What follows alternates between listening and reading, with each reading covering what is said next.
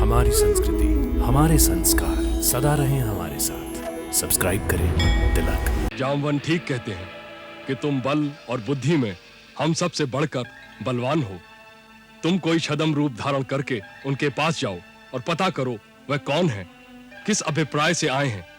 जैसा अवसर देखो, बुद्धि अथवा बल का प्रयोग करके तुम उनको अपने अधिकार में करो। यदि वह तुम्हारे बस से बाहर हो या कोई भय देखो तुम, हमें गुप्त संकेत कर देना। हम उसी समय ऋषिमुख पर्वत की गुफा को त्याग कर किसी सुरक्षित स्थान पर भाग जाएंगे। महाराज, आपके सेवक के होते हुए आपको भागना पड़े तो हनुमान के जीवन का क्या लाभ? आप निश्चिंत रहें। यदि वो शत्रु पक्ष के हैं, जो भी हैं, देव, असुर, किन्नर, गंधर्व अथवा मनुष्य, मेरे जीते जी वो आपको कोई भी हानि नहीं पहुंचा सकते। मुझे आज्ञा दीजिए महाराज।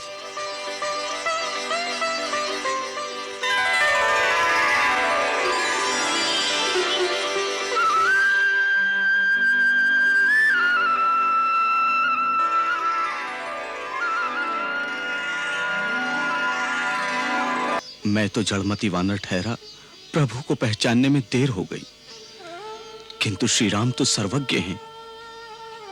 इन्होंने अपने अनादि भक्त हनुमान को पहचानने में इतनी देर क्यों कर दी? हनुमान? तुम हनुमान हो? हाँ भैया, मैं ही चिर सेवक वही हनुमान हूं।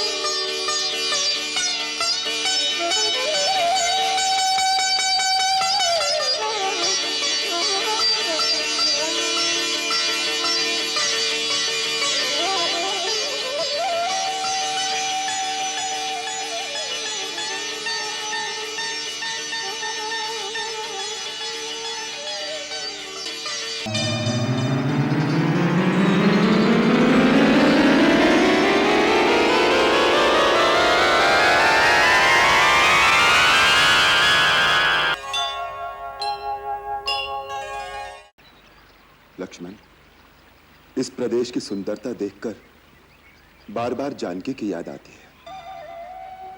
ऐसे दृश्य उसके मन को बहुत भाते थे, परंतु आज न जाने वो किस अवस्था में होगी, क्या सोचती होगी। भाभी भी आपके बारे में सोचती होंगी। उन्हें अपने से ज्यादा आपकी चिंता होगी। हाँ लक्ष्मण, उसे पूर्ण विश्वास होगा कि हम उसे अवश्य खोज लेंगे। इसी भरोसे पर वो जीवित होगी न लक्ष्मण? हाँ भैया, वह एक वीर आर्य कन्या है। कितना भी दुख आ जाए पर वो विचलित नहीं होंगी। भगवान करे ऐसा ही हो। मेरे राजा की बात सीधी तरह मान ले। क्या कमी है हमारे लंकेश्वर में? अरे सुनती है कि नहीं? बोलना। तू महाराजा धीराज रावण की बात मान ले, नहीं तो मार मार के तेरे टुकड़े टुकड़े कर दूंगी, समझी? बोल, मानेगी कि नहीं मानेगी? अरे कुछ तो बोल। ये ऐसे नहीं मानेगी, इसे माया से डराओ। मायावती, तुम इसे अपनी माया से भ्रमित कर दो। देखो मैं इसे किस प्रकार से सीधे रास्ते पर लाती हूँ। हमारे लंकेश्वर की बात मान ले, नहीं तो मार मार के टुकड़े टुकड़े कर दूंगी, समझी? क्यों स्वयं अपनी शत्रु बन रही हो?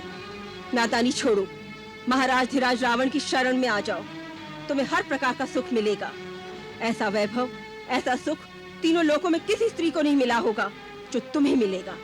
द्वार पर आए हुए भाग्य को ठोकर मत मारो रानी। अभागी, मान जा, नहीं तो हम ऐसे भयानक पशु तेरे ऊपर छोड़ेंगे जो तेरी पोटी पोटी नोच डालेंगे। अब देख क्या गति होती है तेरी।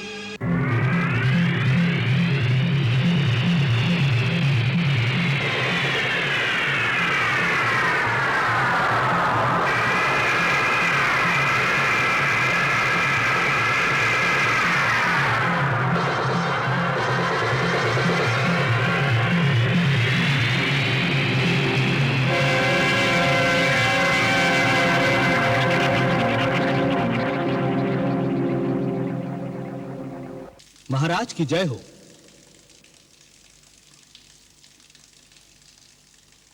महाराज, हमारा ये गुप्तचर समाचार लाया है। पंपापुर सरोवर के आगे दो अनजान व्यक्ति जंगल में घूमते हुए दिखाई दिए। वो ऋषिमुख पर्वत की ओर बढ़ रहे हैं। क्या कह रहे हो नील? वो दोनों ऋषिमुख पर्वत की ओर बढ़ रहे हैं? जी हाँ जामवंत जी, वो बार बार ऋषिमुख शिखर की ओर देख रहे हैं। ऐसा लगता है वो इसी चोटी पर पहुंचने का मार्ग ढूंढ रहे हैं। गुप्तचर का कहना है कि अपनी भाषा में बातचीत करते हुए वो बीच बीच में महाराज सुग्रीव का भी नाम लेते हैं। हमारा नाम ले रहे थे? क्या कह रहे थे? क्या सुना तुमने? जी मैंने इतना ही सुना। उनमें से जो छोटा था वो बड़े से कह रहा था कि महाराज सुग्रीव अवश्य इसी चोटी पर रहते होंगे। हमें वहां पहुंचने का मार्ग शीघ्र ही ढूंढना चाहिए। अर्थात उन्हें यहाँ का मार्ग विदित नहीं? इससे यह सिद्ध होता है महाराज कि वो इस प्रदेश से अनजान हैं और यहाँ पहली बार आए हैं। परंतु यह भी सिद्ध होता है कि वो पर्यटक नहीं है जो केवल घूमने आए हैं। उनका एक लक्ष्य है महाराज सुग्रीव तक पहुंचना। वो इनसे भेंट करना चाहते हैं या आक्रमण, ये विचार करने की बात है। तुम ठीक कहते हो नल, उनका आगमन विचार योग्य है। क्यों आए हैं? किसने भेजा है? अर्थात आप लोगों को शंका है कि महाराज बाली ने उन्हें यहाँ भेजा है? हाँ, इसी बात की मुझे आशंका है जामवंत। परंतु महाराज बाली उन्हें अकारण यहाँ क्यों भेजेंगे? हम तो यहाँ शांति पूर्वक रहते हैं और उन्हें कुछ कहते भी नहीं। ये तो हम जानते हैं कि शांति से रहते हैं। उनकी आंखों में तो महाराजा सुग्रीव और इनके हम 4 मंत्री कांटे की तरह खटक रहे होंगे। वो जानते हैं कि जिस राजा का राज छिन जाए वो जब तक जीवित रहेगा पुनः अपने राज्य को पाने के लिए तड़पता रहेगा, और जब उसके मुख्य मंत्री साथ हैं वो अवश्य षड्यंत्र कर रहे होंगे। ऐसी अवस्था में उसकी यही चेष्टा होगी कि वो हमें जैसे भी हो समाप्त कर दे। तुम ठीक कहते हो नल, इसीलिए आज बाली भैया ने 2 मनुष्य भेजे होंगे जिससे हमें कोई संदेह ना हो। तुमने कहां देखा उन्हें? पर्वत के नीचे, तराई के वन में। तुम कहां थे? मैं पेड़ पर बैठा हुआ था, उसके नीचे से वो जा रहे थे। कैसे लगते हैं वो? जी अच्छे लगते हैं। अच्छे बुरे की बात हमने कहां पूछी। हम जानना चाहते हैं किस स्टील डॉल के हैं, कैसी वेशभूषा है उनकी। जी दोनों युवक हैं, अति सुंदर हैं। मुख पर एक मोहिनी है, वेशभूषा से कोई तपस्वी ही लगते हैं, परंतु कंधे वीरों के हैं और कंधों पर धनुष्मान धारण किए हैं। सारी बातें तुम एक दूसरे के विपरीत कह रहे हो। एक बात बताओ, वो तपस्वी हैं या योद्धा हैं? जी दोनों। कुछ समझ में नहीं आता। मेरी समझ में आता है। बाली ने जानबूझकर ऐसे 2 व्यक्ति इस प्रदेश में भेजे हैं जो यहाँ के लिए अनजान हैं। वो दोनों तपस्वी महाराज सुग्रीव के पास सहायता मांगने या भिक्षा मांगने के उद्देश्य से हमारे यहाँ पहुंचेंगे, और उनका मुख्य उद्देश्य यही होगा हमारा भेद जानना कि हम किष्किंधा का राज्य वापस छीनने का कोई षड्यंत्र रच रहे हैं या नहीं। और जो वीरों की भांति धनुष बाण उठा रखा है वो क्यों? वो इसलिए कि यदि हमें असावधान या शक्तिहीन पाएं तो अवसर पाकर हमें समाप्त भी कर दें। इसलिए प्रतिदिन की आशंका से तो यही उत्तम है कि आप बाली पर आक्रमण करके उससे किष्किंधा का राज्य छीन लीजिए। परंतु वो इतना बलशाली है कि मैं अकेले उससे नहीं लड़ सकता। हमें किसी शक्तिशाली मित्र की आवश्यकता है जो हमारा साथ दे। हो सकता है उसके दरबार में आपका कोई विशेष भक्त हो जो आपकी सहायता कर सकता है। परंतु राजन, अपने खोए हुए राज्य को पुनः प्राप्त करना आपका वीरोचित कर्तव्य है। उसके लिए राजनीति, साम, दाम, दंड, भेद, सारे अस्त्रों का प्रयोग उचित मानती है। शत्रु को शक्ति से न हराया जा सके तो उसके साथियों में भेद फूट डाल दो, यही राजनीति है। मैं कहता हूं कि बाली के इन दोनों गुप्तचरों को पकड़ लिया जाए और इनसे ही किष्किंधा के सारे रहस्य जानकर बाली के साथियों में फूट डालने के लिए इनका ही प्रयोग किया जाए। यह ठीक है। परंतु महाराज, ये बाली के भेजे हुए है भी या नहीं? पहले इसका पता कर लीजिए। यह भी ठीक है, परंतु इसका भेद कैसे मिले? हम सब में सबसे अधिक बुद्धिमान हनुमान है। उनको उनका रहस्य जानने के लिए भेजा जाए। वो समय आने पर बल और बुद्धि दोनों का प्रयोग कर सकते हैं। तुमने बहुत उत्तम बात की है जामवंत। हनुमान कहाँ है? उन्हीं को भेजो। पहले उन्हें ढूंढ तो लीजिए, कहीं एकांत में बैठे हरिओम का जप कर रहे होंगे। चलो हनुमान को ढूंढते हैं। आओ हनुमान।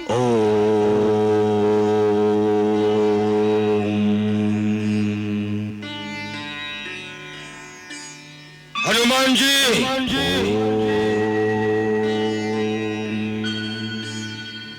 हनुमान जी,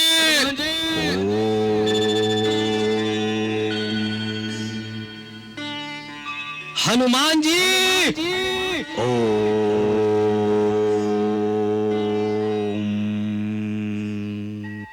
हनुमान, आपकी साधना भंग की, इसके लिए क्षमा करे हे महावीर। महाराज सुग्रीव ने आपको किसी आवश्यक कार्यवश बुलवाया है। महाराज सुग्रीव ने बुलाया है? जी, हम स्वयं ही आ गए। महाराज, प्रणाम महाराज। सुखी रहो। आपने क्यों कष्ट किया? आपके लिए एक बहुत ही महत्वपूर्ण कार्य निश्चित किया गया है। विलंब करना हानिकारक होगा। ऐसा कौन सा काम आन पड़ा है? हनुमंत, ऋषिमुख पर्वत के नीचे तराई के वन में दो जन मनुष्य रूप में घूम रहे हैं। तपस्वी वेश और वीरों का बाना है। कुछ संदेह होता है कि बाली के भेजे हुए गुप्तचर हैं। हम पांचों को अवसर पाकर समाप्त करने के लिए आए हैं। तुम हम सब में बलवान हो, इसलिए तुम जाकर उन्हें पकड़ लो और हमारे सामने लाओ। फिर हम बाली के विरुद्ध उनका प्रयोग करेंगे। केवल संदेह में पकड़ लूं? ये कहां की बुद्धिमानी है? वे शत्रु हैं या मित्र, इसका निश्चय तो कर लेना चाहिए। इसका निश्चय भी तुम ही कर सकते हो। जामवंत ठीक कहते हैं कि तुम बल और बुद्धि में हम सब से बढ़कर बलवान हो। तुम कोई छद्म रूप धारण करके उनके पास जाओ और पता करो वह कौन है, किस अभिप्राय से आए हैं। जैसा अवसर देखो, बुद्धि अथवा बल का प्रयोग करके तुम उनको अपने अधिकार में करो। यदि वह तुम्हारे बस से बाहर हो या कोई भय देखो तुम, हमें गुप्त संकेत कर देना। हम उसी समय ऋषिमुख पर्वत की गुफा को त्याग कर किसी सुरक्षित स्थान पर भाग जाएंगे। महाराज, आपके सेवक के होते हुए आपको भागना पड़े तो हनुमान के जीवन का क्या लाभ? आप निश्चिंत रहें। यदि वो शत्रु पक्ष के हैं, जो भी हैं, देव, असुर, किन्नर, गंधर्व अथवा मनुष्य, मेरे जीते जी वो आपको कोई भी हानि नहीं पहुंचा सकते। मुझे आज्ञा दीजिए महाराज।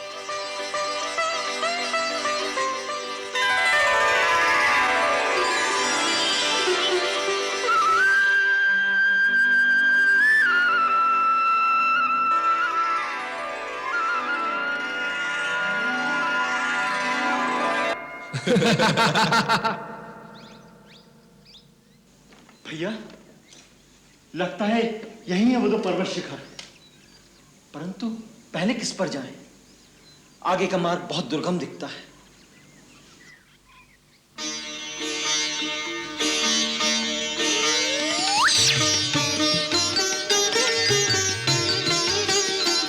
वो देखो लक्ष्मण, सामने से कोई आ रहा है।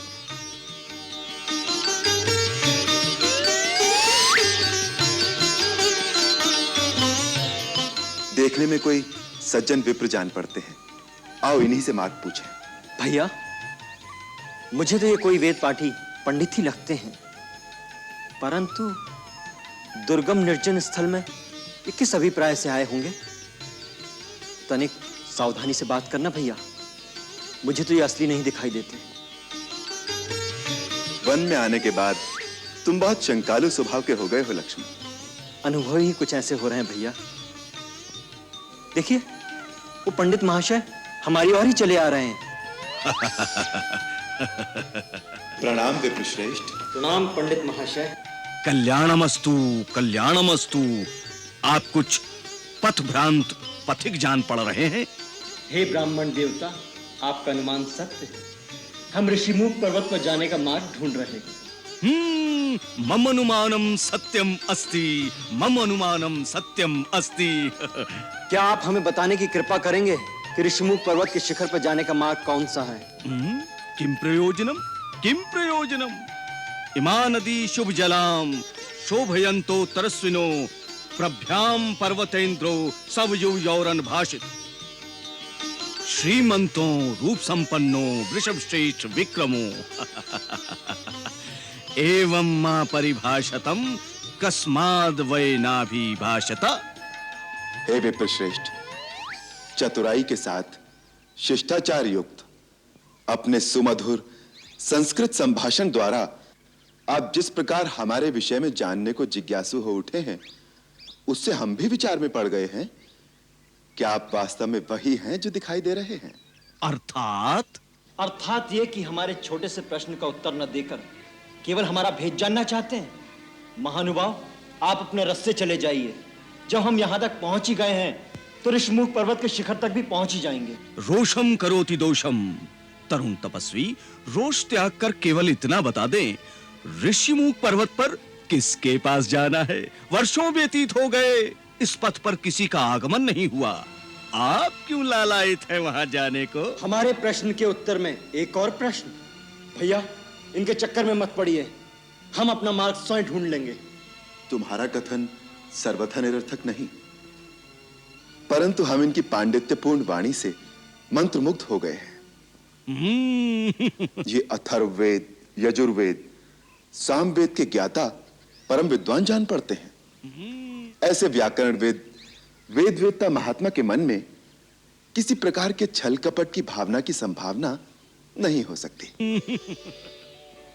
इनसे मेल करना हमारे हित में होगा। अच्छी बात है, आप कर लीजिए इनसे मेल।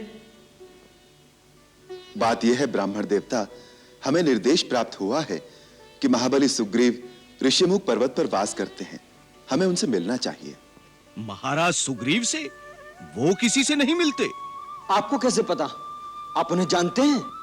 अवश्य जानते हैं, अवश्य जानते हैं। सुग्रीवो नामम धर्मात्मा कश्चिद वानर पुंगवा, और हम हैं उनके कुल पुरोहित पंडित केसरी नंदन। कुल पुरोहित? हाँ, कुल पुरोहित। हमारी मंत्रणा के बिना वो किसी से नहीं मिलते। सो ये बताइए कि ऋषिमुख पर्वत का पता किसने दिया है आपको? माता शबरी ने। हाँ, मां तपस्विनी शबरी। किम कारणम, किम अभिप्रायम? भैया, ये पंडित महाशय तो केवल प्रश्न करना ही जानते हैं। मेरा अनुमान है कि इन पंडित महाशय का नाम ही प्रश्नानंद महाराज है। प्रश्न का उत्तर देना तो इनके गुरु ने इन्हें सिखाया ही नहीं। और आप केवल रोष करने में ही प्रवीण हैं। और आप शांताकारम धीर गंभीर हैं। वीर मनुष्यो देव रूपीणो, कृपा करके अपना मंतव्य प्रकट कीजिए। बात यह है विप्रवर, माता शबरी ने हमारा मार्गदर्शन किया है। उन्होंने बताया है कि इस समय महाराज सुग्रीव से मिलना हमारे लिए कल्याणकारी होगा। यदि आपके कथनानुसार सुग्रीव जी नहीं मिल सकते तो हमें उनके मंत्री श्री हनुमान जी से ही मिलवा दीजिए। आपकी असीम अनुकंपा होगी। आप हनुमान से मिलेंगे? अवश्य। उनके दर्शन हो जाएंगे तो सुग्रीव जी से मिलने का साधन भी सुगम हो जाएगा। यदि आप अपना वास्तविक परिचय दे दें तो हनुमान को हम अभी बुला देंगे, इसी क्षण। लो, इसी क्षण बुला देंगे, जैसे हनुमान इनकी पोथी में बंद है। अवश्य। आप अपना परिचय तो दीजिए, हनुमान मेरे चुटकी बजाते ही आ जाएंगे। अच्छी बात है, तो सुनो।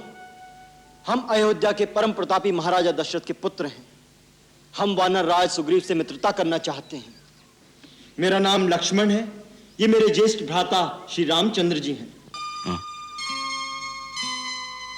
राम, श्री रामचंद्र।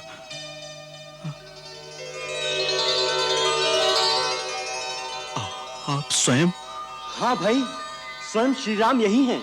अब बजाओ चुटकी, बुलाओ हनुमान को।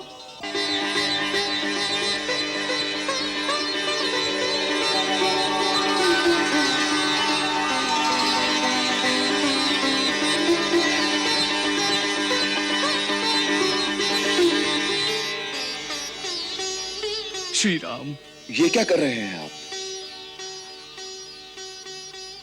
ये उचित नहीं। एक तो हम आपके द्वार पर कुछ मांगने आए हैं, दूसरे आप ब्राह्मण के रूप में हैं, महाराज सुग्रीव के कुल पुरोहित। तीनों प्रकार से आप तो पूजनीय हैं विप्रवर। फिर आप मेरे चरण क्यों छू रहे हैं? मुझे पाप लगेगा। स्वामी के चरण छूना पाप नहीं होता प्रभु। परंतु मैं आपका स्वामी नहीं हूं। आपके स्वामी तो महाराज सुग्रीव हैं। स्वामी का मित्र भी स्वामी ही होता है प्रभु, इसलिए आप मेरे स्वामी हैं, वंदनीय हैं। आपने सेवक को उठाकर अपने गले से लगा लिया, यह आपकी महानता है। ऐसे दयालु स्वामी के लिए तो सेवक को प्राण भी निछावर कर देना चाहिए। इतनी मीठी मीठी बातें कर रहे हैं पंडित महाशय, परंतु अभी तक अपनी पहचान नहीं होने दी। यही कुशल गुप्तचर की निशानी है। लक्ष्मण भैया, अब गुप्त क्या रह गया है? सारे भ्रम दूर हो गए, केवल मन में इतना सा खेद रह गया है। मैं तो जड़मती वानर ठहरा, प्रभु को पहचानने में देर हो गई, किंतु श्री राम तो सर्वज्ञ हैं। इन्होंने अपने अनादि भक्त हनुमान को पहचानने में इतनी देर क्यों कर दी? हनुमान? तुम हनुमान हो? हाँ भैया, मैं ही चिर सेवक वही हनुमान हूं।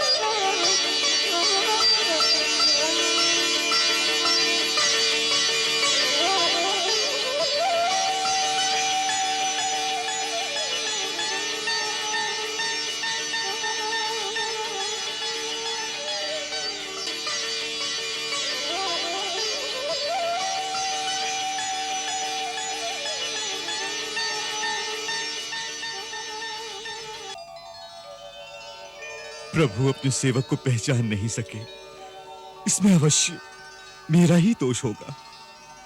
दोष तुम्हारा नहीं हनुमंत, तुम्हारी विद्वत्ता का है। इतने बड़े बड़े संस्कृत के मंत्रों से जो तुम अपने पांडित्य का प्रभाव हम पर जमा रहे थे, हम तो उसी से डर गए भैया। यही तो भूल हो गई प्रभु। जहां भक्त ने प्रभु के सामने अपने ज्ञान और पांडित्य का प्रदर्शन किया, वही प्रभु उस पर हंसने लगते हैं कि जाओ, अब तुम अपने ज्ञान द्वारा मुझ तक पहुंचो। भगवान, इस भूल के लिए क्षमा कर दे प्रभु, क्षमा कर दे भगवान। नहीं हनुमान, तुमसे तो सपने में भी कभी भूल नहीं हो सकती। तुम तो मुझे लक्ष्मण और भरत के समान ही प्रिय हो। उधर ही बातें करते रहेंगे भैया, इधर भी कृपा दृष्टि डालो। श्री राम के तुम भी सेवक, मैं भी सेवक। इसी नाते अपना छोटा भाई समझकर मुझे गले लगा लो भैया। लक्ष्मण, मेरे भाई, आपके लिए मेरा ये जीवन निछावर हो जाए तो भी कम है। प्रभु, अपने स्वामी वानरराज सुग्रीव के आदेश से आपका भेद जानने के लिए मुझे अपना रूप बदलना पड़ा। अच्छा, तभी इतने बड़े गुप्तचर बनकर आए थे। अब तो भेद पा लिया। अब तो हमें महाराज सुग्रीव से मिला देंगे भैया। अवश्य लक्ष्मण भैया, अवश्य। आप दोनों का महाराज सुग्रीव से मिलने का अर्थ है उनके भाग्य का उदय। जितनी आपको सुग्रीव की आवश्यकता है, उतनी ही सुग्रीव को भी आपकी सहायता चाहिए। उनकी पत्नी और राज्य उनसे छिन गए हैं। सूर्य कुलभूषण रघुनाथ और सूर्यपुत्र सुग्रीव की मित्रता दोनों के लिए कल्याणकारी और सफलदायक होगी। चलिए ऋषिमुख पर्वत पर चलिए भगवान, वहीं चलकर सारी बातें होंगी। जिस राजा का तुम जैसा ज्ञानवान, विद्वान और बुद्धिमान मंत्री हो, वो बड़ा भाग्यशाली है। ऐसे राजा से मित्रता करके निश्चय ही सारे मनोरथ सफल होंगे। तुम हमें अपने राजा के पास शीघ्र ले चलो। आप मेरे साथ चलिए, परंतु ऊपर जाने का मार्ग बहुत कठिन है। आप दोनों मेरे कंधों पर विराजमान हो जाएं। कंधे पर? मैं आपको वायु मार्ग से ऊपर ले जाऊंगा। परंतु तुम हम दोनों को अपने कंधे पर कैसे बैठा लोगे? नहीं नहीं। लक्ष्मण भैया, आप संकोच न करें। हम लोग अपनी इच्छा से शरीर धारण करने की और गरिमा लगिमा आदि विद्याएं जानते हैं। प्रभु,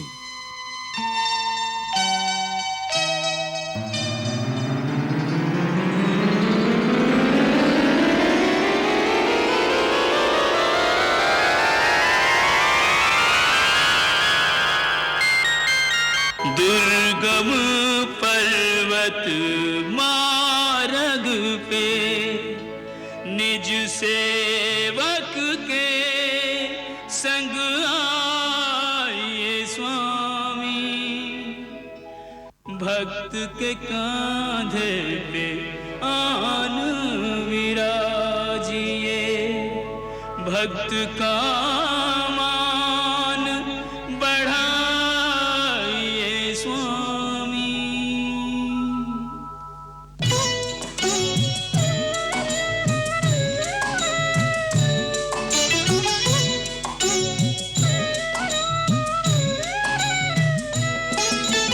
ऐसे भक्त कहाँ कहाँ जग में से भगवान, ऐसे भक्त कहाँ कहाँ जग में से भगवान। कान्हे पर दो वीर बिठा कर चले वीर हनुमान। ओ कान्हे पर दो वीर बिठा कर चले वीर हनुमान।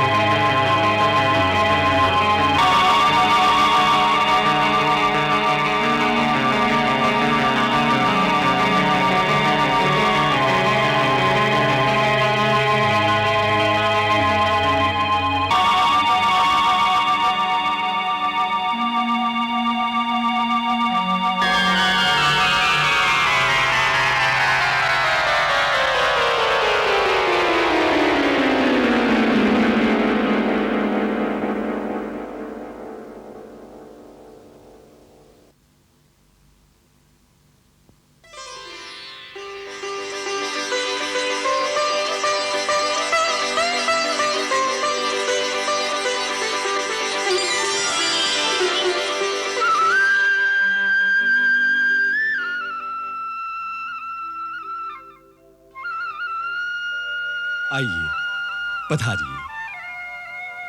प्रभु, आप तनिक यहीं ठहरिए। मैं महाराज सुग्रीव को आपके आगमन की सूचना देता हूं। आप हमारी चिंता ना करें कपिवर। जी।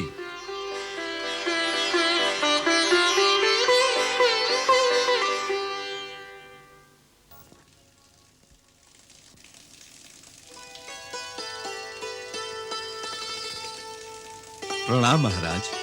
कहो हनुमान, उनसे भेंट हुई? जी हाँ ऋक्षराज, भेंट भी हुई और पहचान भी। पहचान किसकी? मेरी और किसकी? श्री राम को तो सभी जानते हैं। श्री राम अर्थात? हाँ? श्री राम अर्थात क्या? क्या आप उन्हें नहीं जानते? नहीं। और महाराज आप? नहीं तो? ओ, आप भी नहीं जानते। मैंने सोचा मैं उन्हें जानता हूं तो सभी जानते होंगे। सब तुम्हारी तरह बुद्धिमान नहीं, परंतु तुम कैसे जानते हो उनको? महाराज, जब मैं भगवान भास्कर के यहां विद्या प्राप्त कर चुका तो ब्रह्मा ने मुझे आपकी सेवा में भेजा था और कहा था कि एक दिन तुम्हें वहीं श्री राम के दर्शन होंगे। सो आज हो गए महाराज। हनुमान, वाक चातुरता में बड़े निपुण हो।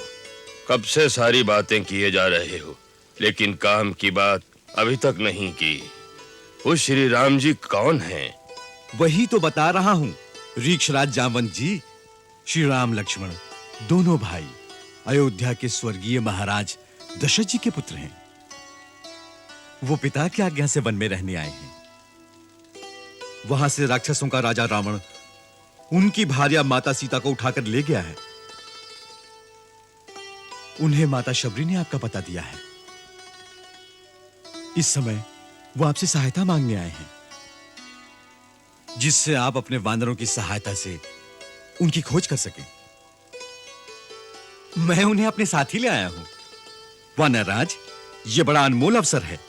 आगे बढ़कर उनका स्वागत कीजिए, उनकी ओर मित्रता का हाथ बढ़ाइए और समझ लीजिए कि आपके विपत्ति के समय का अंत हो गया। वो सहज कृपालु हैं, उदार हैं, राजकुल के हैं, थोड़े किए को बहुत मानते हैं। वे यदि आप पर कृपालु हो गए तो आपका खोया राज इसी क्षण आपको दिला सकते हैं। आगे बढ़िए महाराज सुग्रीव और अपने सौभाग्य का स्वागत कीजिए। हनुमंत, तुमने तो मेरे हृदय में जैसे आशा के कई दीपक एक साथ जला दिए। आओ चलें।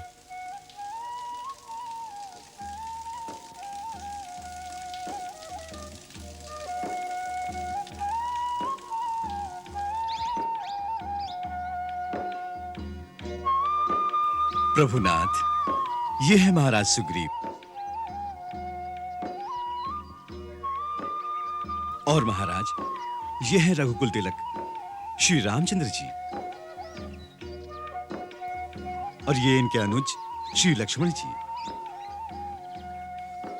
मैं सूर्य पुत्र सुग्रीव आपके श्री चरणों में नमस्कार करता हूं।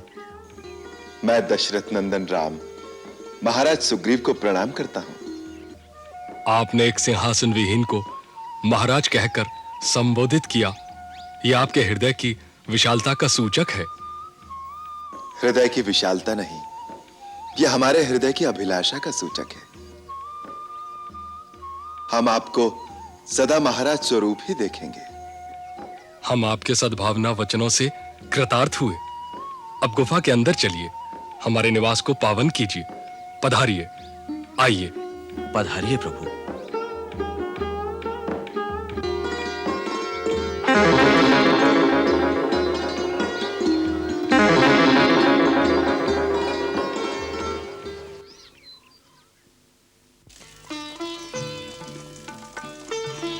पधारिए, विराजिए।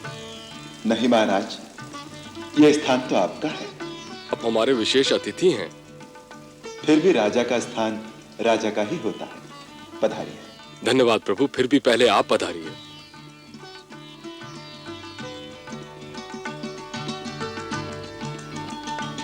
हे राघव, ये मेरे मंत्री ऋक्षराज जामवंत,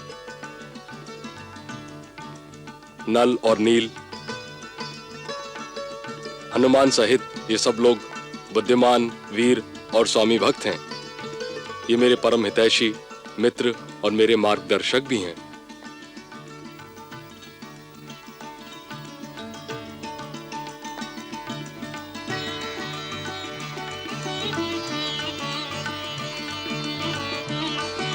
आप बड़े भाग्यशाली हैं, क्योंकि ऐसे मंत्रियों और सहयोगियों का मिलना जो राजा के हितैषी हों, निस्वार्थ हों और जिनमें राजा को उचित मार्ग दिखाने का भी साहस हो, बड़ा दुर्लभ है।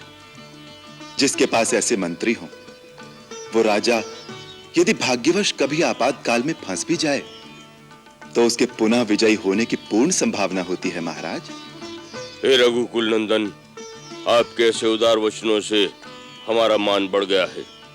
आपके आ जाने से हमें यह पूर्ण विश्वास हो गया है कि आप दोनों वीर एक दूसरे के पूरक सिद्ध होंगे। हनुमान से आपकी समस्या का वृतांत सुन चुके हैं। हम महाराज सुग्रीव की ओर से आपको पूर्ण विश्वास दिलाते हैं कि महाराज अपने विश्वसनीय वानरों की सहायता से आपकी भार्या पूज्य सीता देवी की खोज अवश्य निकालेंगे, जिससे आप उन्हें उस राक्षस के हाथों से मुक्त करा सकें। आपका यह अभीष्ट कार्य सिद्ध हो जाए तो हम ये अपेक्षा करेंगे कि महाराज सुग्रीव के बड़े भाई बाली ने इनका राज्य और इनकी स्त्री दोनों छीन लिए हैं, उन्हें वापस दिलाने में आप इनकी सहायता करेंगे। इससे आप दोनों में एक राजनैतिक संधि भी हो सकती है। क्षमा करें ऋक्षराज, मैं इस प्रकार महाराज सुग्रीव की कोई सहायता नहीं कर सकता।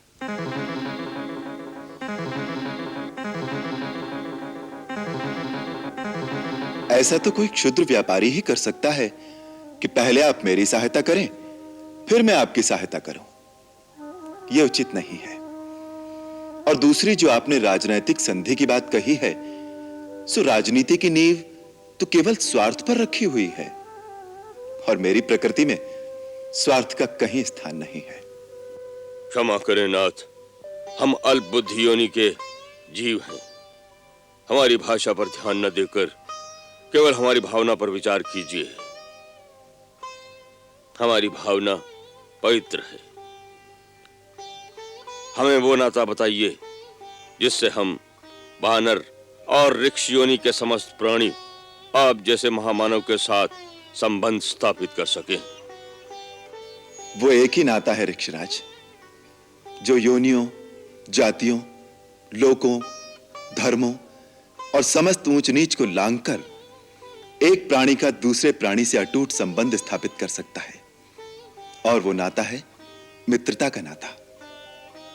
महाराज, मैं आपसे वो नाता जोड़ना चाहता हूं जिसमें कोई शर्त नहीं होगी, कोई लेन देन नहीं होगा, कोई गिनती नहीं होगी, जो स्वार्थ की सीमा से परे होगा और जिसमें केवल एक ही वस्तु का आदान प्रदान होगा, जो है प्रेम। संधि तो केवल एक राजा की दूसरे राजा के साथ ही हो सकती है, परंतु मित्रता तो एक राजा की एक रंग के साथ भी हो सकती है। इसलिए हे सुग्रीव, मैं तुमसे मित्रता का प्रस्ताव रखता हूं।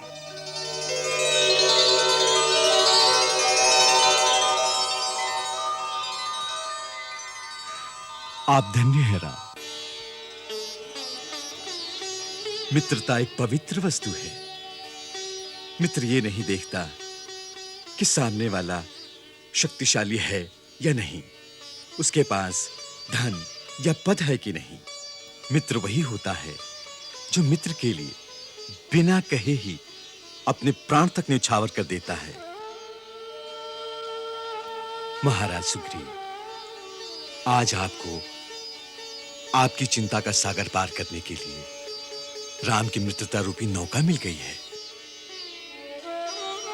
श्री राम ने आज बिन मांगी मित्रता प्रदान करके जैसे एक मृत शरीर को जीवन दान दे दिया हो। प्रभु, हनुमान सत्य कहता है। आप धर्म के विषय में भली भांति सुशिक्षित हैं और सब पर दया करने वाले हैं। वायुपुत्र हनुमान ने मुझसे आपके यथार्थ गुणों का वर्णन किया है। आप श्रेष्ठ मानव जाति के हैं और मैं वानर जाति का हूं। फिर भी यदि आप मुझसे मित्रता करना चाहते हैं तो मेरा हाथ उसी प्रकार थाम लीजिए जैसे पिता अपने पुत्र का हाथ पकड़कर उसे संभालता है।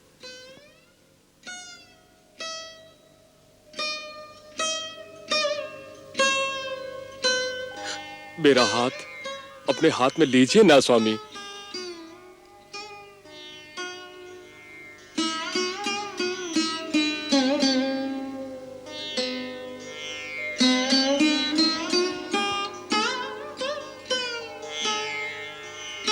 कपिराज, आज से हम आपके हो गए।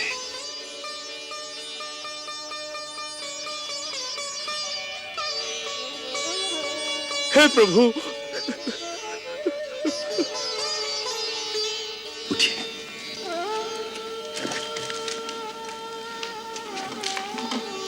कपिराज, आप तो हमारे मित्र हैं। मेरे जैसे हारे हुए, अपने पद से वंचित और दुखी वानर को आपने अपनी मित्रता प्रदान की। राम, आपका हृदय सागर से भी विशाल है। सच्चा मित्र वही है जो अपने हारे हुए मित्र को फिर से विजयी बनाने के लिए अपनी प्रिय से प्रिय वस्तु का बलिदान कर दे। हे सुग्रीव, हम रघुवंशियों को अपना धर्म, अपना गौरव प्राणों से भी प्रिय है, परंतु अपने मित्र का संताप हरने और उसे विजयी बनाने के लिए यदि आवश्यकता पड़ी तो मैं उनका भी बलिदान कर दूंगा। मित्रता निभाने के लिए यदि पाप कर्म करके मुझे नरक भी भोगना पड़े तो मुझे स्वीकार है। यही मित्रता का आदर्श है और यही मेरी शपथ है।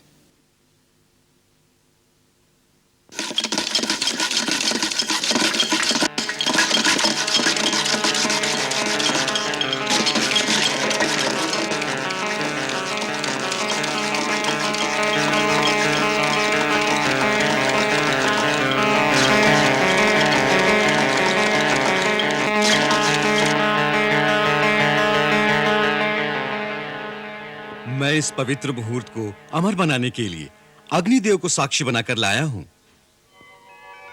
स्वामी, आप दोनों अग्निदेव की प्रदक्षिणा करें, जिससे इस मैत्री बंधन को देवताओं का आशीर्वाद मिले।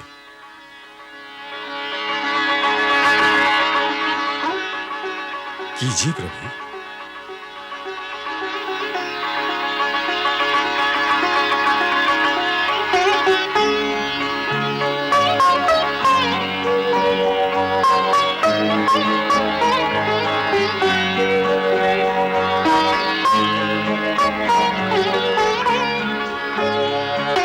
लीजिए स्वामी, अग्नि देवता को अर्पण कीजिए।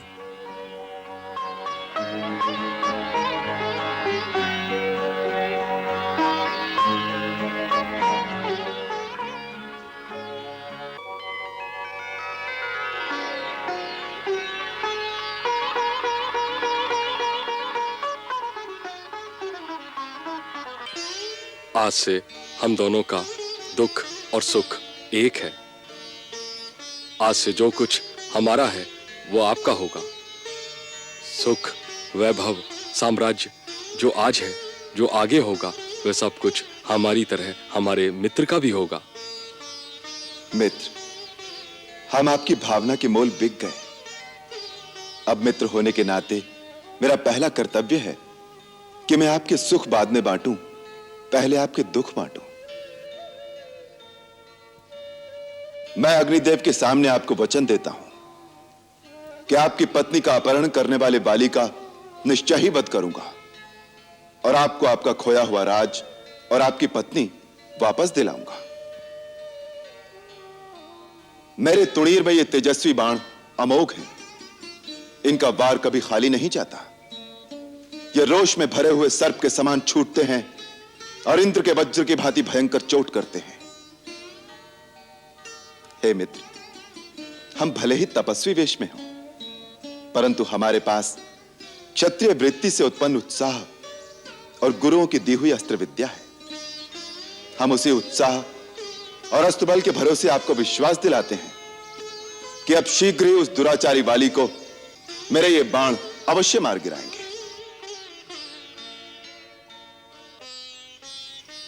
श्री राम, अपना दुख भूलकर जिसे मित्र का दुख याद रहता है, उसकी महानता मानो तो क्या, स्वयं शेषनाग भी अपने सहस्त्रों मुखों द्वारा बखान नहीं कर सकते। देवी सीता की खोज करने के लिए आप हमारी सहायता मांगने आए थे, परंतु इससे पहले कि हम आपकी कोई सहायता करें, आपने महाराज सुग्रीव की सहायता की भीषण प्रतिज्ञा पहले ही कर ली। आप धन्य हैं प्रभु, आपको कोटि कोटि प्रणाम। हे राघव, जैसे घायल की गति घायल जानता है, उसी प्रकार मैं आपके पत्नी वियोग का दुख पूरी तरह समझता हूं। मैं भी अग्नि को साक्षी करके वचन देता हूं कि हम फिर से वानर साम्राज्य के अधिपति बने या न बने, परंतु आपकी भार्या देवी सीता पाताल में हो या आकाश में या भूमंडल के किसी कोने में मेरे वानर उन्हें अवश्य ढूंढ लेंगे। तब तक हम में से कोई भी चैन की नींद नहीं सोएगा। आप केवल एक बार मुझे उसका पता बता दें कि वो राक्षस कहां रहता है। मैं सारे वंश सहित उसका विनाश कर दूंगा। उसने छल से सीता का अपहरण करके न केवल मेरा अपमान किया है, वरन रघुकुल के मेरे पूर्वजों की कीर्ति को धक्का पहुंचाया है। आप उसका पता जानते हो तो मुझे एक बार उसका पता बता दो, बाकी का कार्य मैं स्वयं कर लूंगा।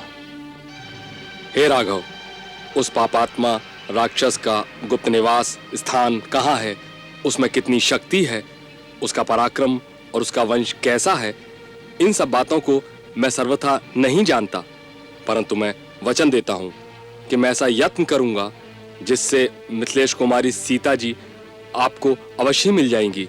और ऐसा मेरा अनुमान है कि मैंने देवी सीता को उस राक्षस के साथ देखा है। देखा है? आपने सीता को देखा है? कहां? कैसे? एक दिन हम पांचों पर्वत शिखर पर बैठे हुए थे तो हमने क्रूर राक्षस को अपने विमान में एक स्त्री के साथ दक्षिण की ओर जाते हुए देखा। वह देवी जोर जोर से सहायता के लिए पुकार रही थी और हमें बैठे देखकर उसने कपड़े की एक पोटली में बांधकर कुछ फेंका। कोई बचाओ!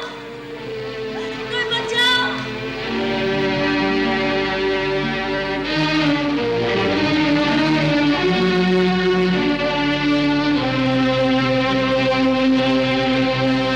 हे वन के वासियों, यदि मेरे पति मुझे ढूंढते यहाँ आए तो उन्हें यह आभूषण दिखा देना और कह देना मुझे रावण उठा कर ले गया है।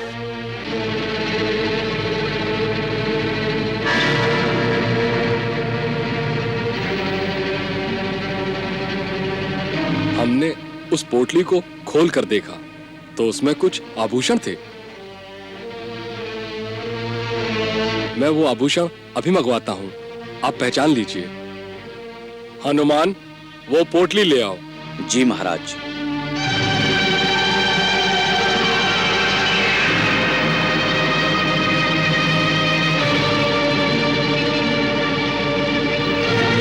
ये देखिए।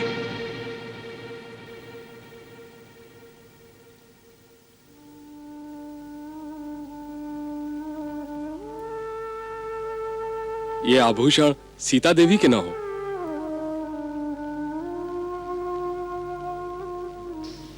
हाँ मित्र, ये सीता के ही आभूषण है।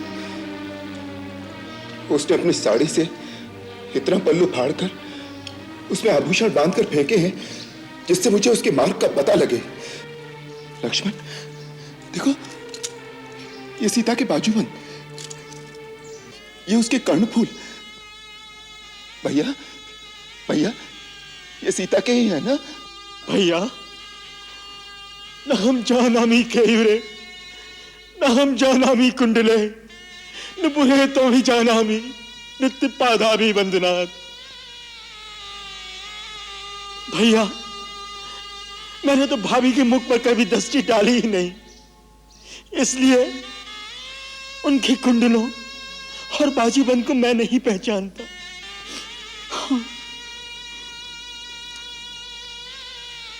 प्रतिदिन उनके चरणों पर वंदना करने के कारण मैं उनके नुपुरों को पहचानता हूं।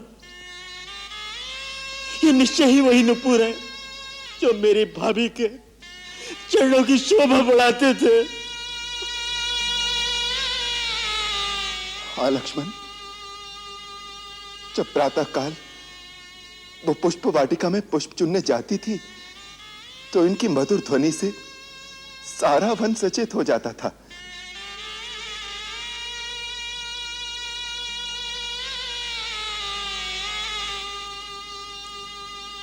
इस आंचल से उसने कई बार मेरे चरण पूछे हैं।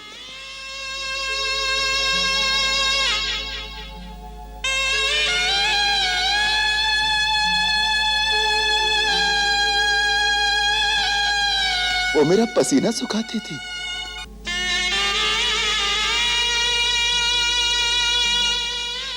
कभी कभी उससे पंखा करती थी।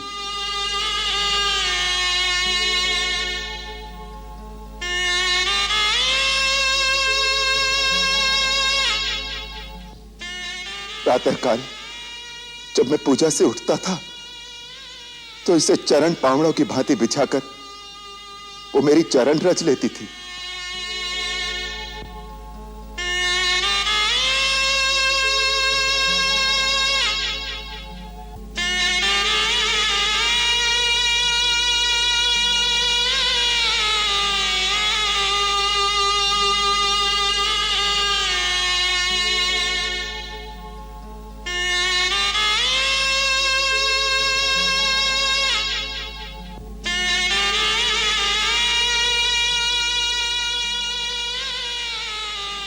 लक्ष्मण, और आज इसी आंचल को उसने अपना दूत बनाकर अपने दुख की कथा सुनाने के लिए मेरे पास भेजा है।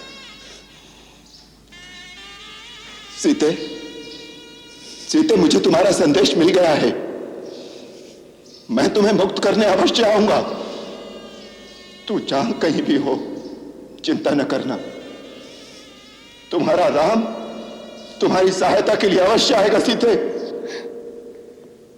सच सच आएंगे आप? क्या हुआ? किससे बातें कर रही थी? ऐसे लग रहा है जैसे मेरे स्वामी मुझे कह रहे हो मैं आऊंगा सीता, मैं अवश्य आऊंगा। त्रिजटा, क्या ये सच है या केवल मेरा भ्रम है? ये भ्रम नहीं हो सकता मेरी पुत्री। तुम जिस प्रकार अपनी सुध खोकर उन्हीं के ध्यान में मगन रहती हो, तुम्हारी आत्मा का वो संदेश तो उन तक पहुंचता ही होगा। उन्हीं की आत्मा ने ये बात कही होगी जो बात तुम्हारी आत्मा ने सुनी है। सच?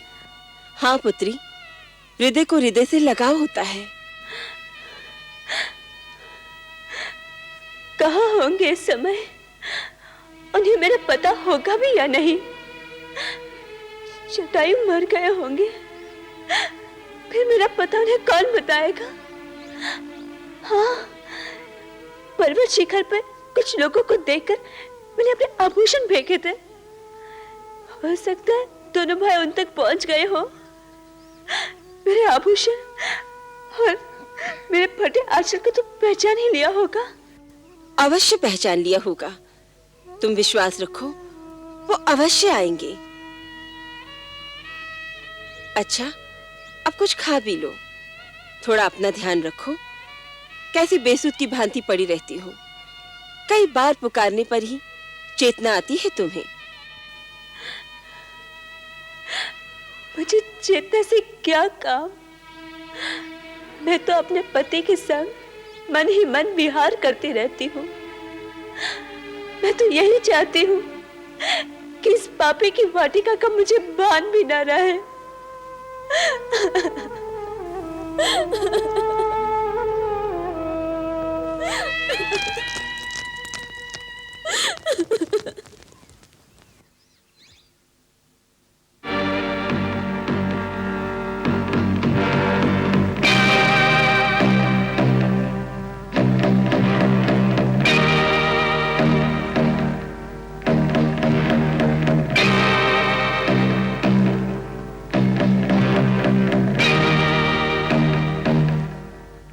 महारानी तारा इस समय कहाँ हैं? अपने कक्ष में। उन्हें कहो हम आए हैं।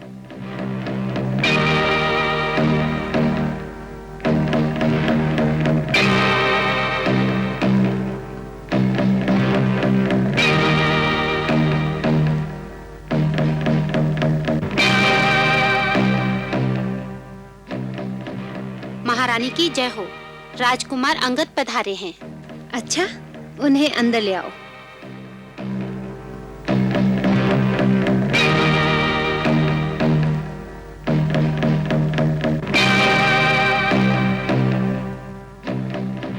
महारानी ने आपको अंदर बुलाया है।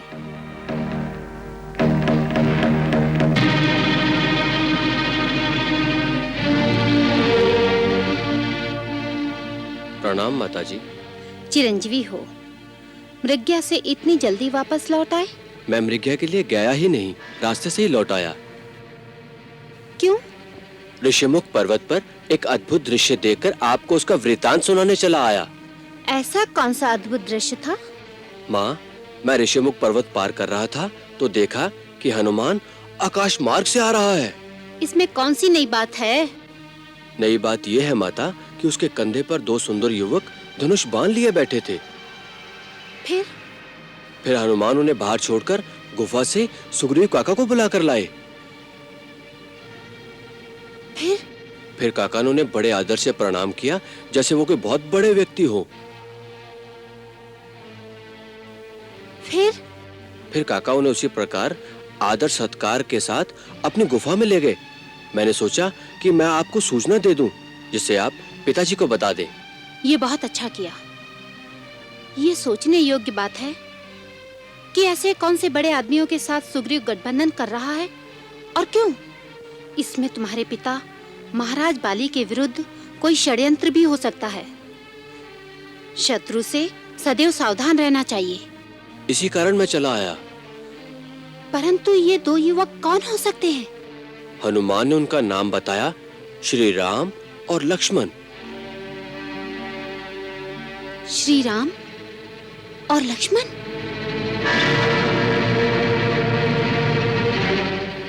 श्री राम और लक्ष्मण होंगे। महारानी तारा, इन 2 नामों में ऐसी कौन सी बात है जो आप डरी डरी सी दिखाई दे रही हैं? स्वामी, वो दोनों अयोध्या के राजकुमार हैं। होने दो राजकुमार, हमारा क्या बिगाड़ लेंगे बेचारे। नाथ, अयोध्या का सूर्यवंशी राजकुल अपनी वीरता के लिए बहुत प्रख्यात है। तो बाली भी अपनी वीरता के लिए तीनों लोकों में प्रख्यात है।